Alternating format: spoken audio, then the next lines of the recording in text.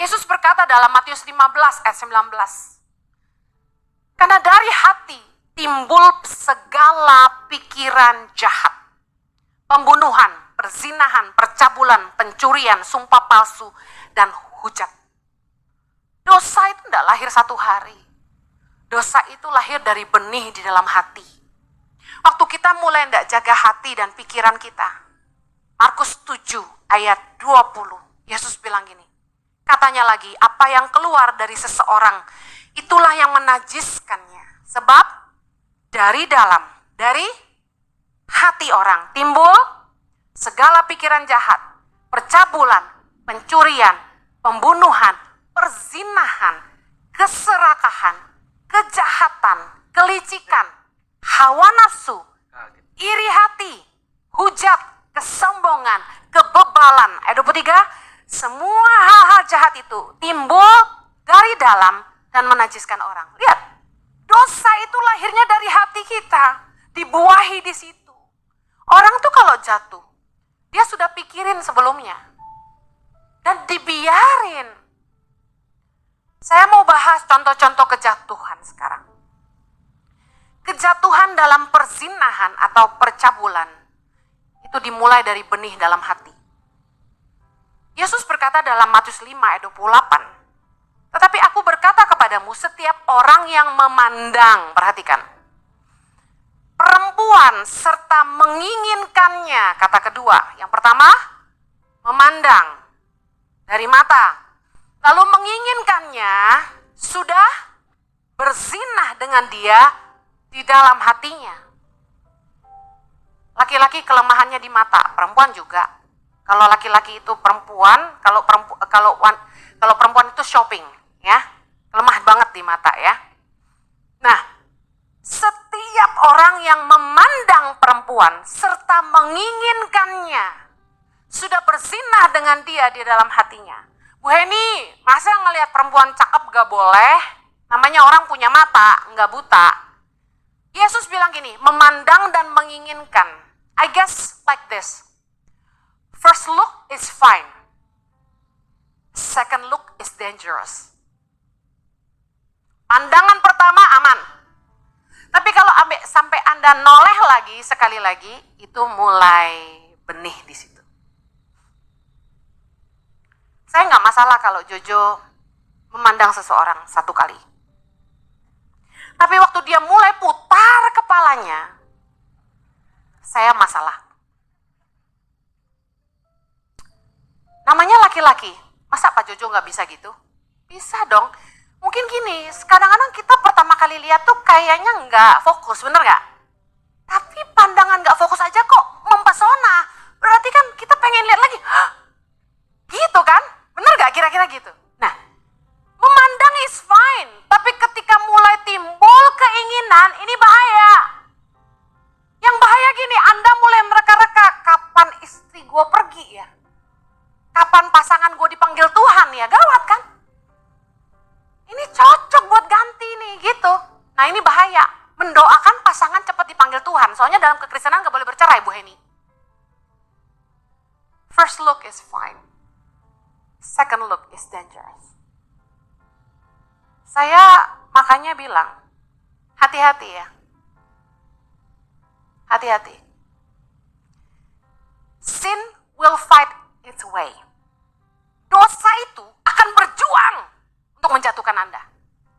Iblis akan selalu mencari celah untuk menjatuhkan Anda. 1 Petrus 5 ayat 8, baca sama-sama.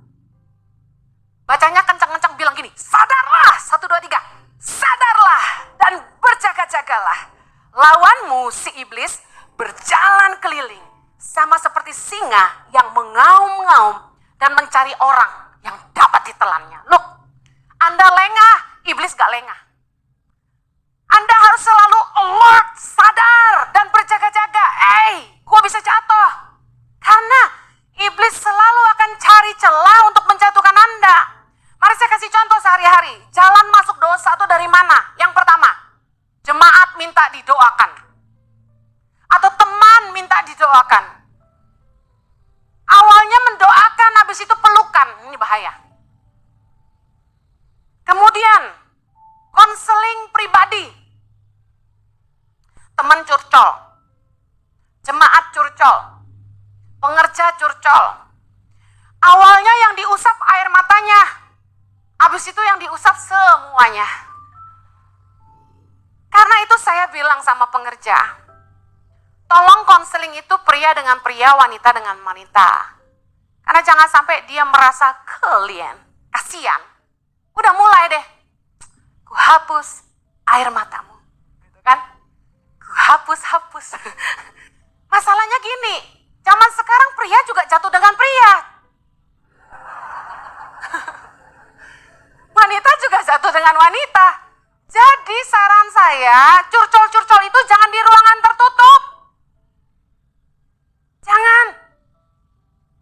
Kalau sampai ada yang mau konseling sama Pak Jojo, saya kasih tahu ya, Anda harus daftar dengan konselor, jadwal konseling. Kami punya konselor-konselor yang diurapi Tuhan, yang memang di training, memang kuliahnya di situ, ahli di bidangnya yang bisa menangani masalah Anda. Kalau mau konseling sama Ibu Heni gimana? Kalau siap dimarahin sih boleh aja. Soalnya saya nggak sabar loh kalau nungguin orang cerita. Waktu saya masih kecil, Bu Heni, ya sekitar 30 tahun yang lalu, saya tuh orang ngomong 15 menit, saya langsung tahu masalahnya apa, saya langsung bilang, oke, saya tahu, saya harus kasih. Anda nggak akan suka deh konseling sama saya jamin. Karena saya nggak tahan. Saya tuh bisa lost kalau dengar orang ngomong lama atau enggak. Dia cerita gitu ya, 30 menit, gue udah kayak, tadi ngomong apa, sorry? Gitu, hilang langsung saya. Karena pikiran saya banyak sekali, jadi saya nggak bisa dengerin orang ngomong panjang. Kalau sama saya tuh harus plek, kelar gitu. Setengah jam, beres gitu. Tapi habis ini jangan langsung ngantri konseling sama saya ya. Yuk, jaga yuk, nggak ada seorang pun kuat. Nah, celah apa lagi yang bahaya nih? Kerja bareng, pelayanan bareng, tresno jalaran, soko kulino. Jatuh hati karena sering ketemu. Makanya suami istri harus sevisi dan melayani sama-sama. Istri jangan ditinggal di rumah, suami pelayanan sendirian. Jangan deh. Aduh, yang jatuh tuh yang aneh-aneh saya lihat. Makanya, kalau rekan sekerja nih dengerin yang bisnis bareng, joint venture sama business woman. Pergi keluar kota, alasan meeting, istri nggak diajak. Saya kasih tahu yang kayak gini-gini nih awal kejatuhan. Kerja sama bisnis boleh, tapi keluar kota sama-sama tuh nggak boleh. Di Jakarta pelayanan, di luar kota selingkuhan, beda. Jangan dong, istri-istri jangan mau ditinggal. Ikut. Aduh Bu Heni, jangan begitu, saya nggak setuju sama nasihat ibu. Karena istri saya kalau ikut, dia shopping melulu. Ada yang gitu ke saya. Saya nggak mau ajak istri saya. Saya kerja, dia malah belanja. Habislah duit saya, katanya gitu. Ya istri-istri juga tahu diri lah. Dandan yang cantik. Biarpun kamu nggak ngerti, duduk di sebelah suamimu dan jangan ngomong apa-apa. Karena begitu Anda mulai bicara, ketahuanlah Anda nggak ngerti apa-apa. Udah dandan yang cantik, duduk manis, ngurusin suamimu mau minum apa, mau makan apa. Ya kan, kalau dia mulai emosi, gosok-gosok punggungnya gitu kan. Dijaga tuh. Pernikahan Kristen zaman sekarang cerai melulu. Selingkuh melulu. Ayo dong, saya aja nggak kuat, masa Anda kuat? Betul nggak? Makanya meskipun saya sedih ninggalin anak saya, kalau nurutin hati istri-istri, mama-mama, kita lebih sayang anak, bener nggak? You know I know lah ya kan?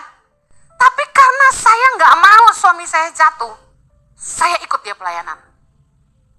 Karena gini, jemaat tuh aduh, bisa ketok pintu kamar nganter nasi, ketok pintu kamar nganter kue.